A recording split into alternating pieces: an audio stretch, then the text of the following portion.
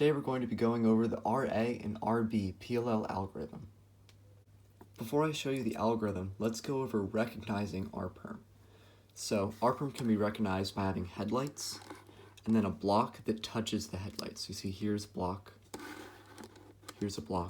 then the whole rest of it has no two colors that are the same. This is not to be confused with something like this, which is Perm. As you can see, Perm has a block that's not touching the headlights. Perm could have a block here, here, here, or here. Perm always have a block here, or a block here. Okay, so first we'll go over the algorithm for RA Perm. So you'll hold the cube with the block in front of you and the headlights on the left, then you'll do this algorithm. R, U prime, R prime, U prime, R, U, R, D,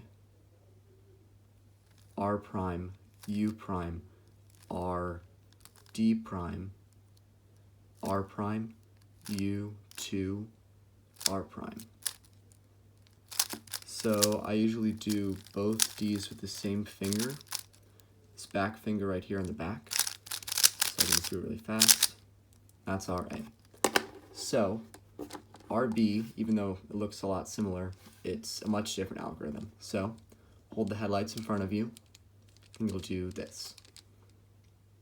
R prime, U2, R, U2, R prime, F, R, U, R prime, U prime, R prime, F prime, R2.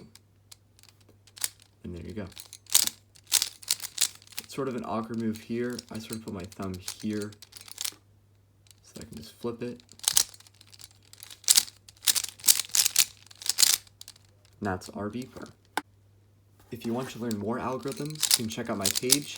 I have tutorials plus a video for each of the PLL cases on 3x3. I hope this video is helpful to you, and good luck.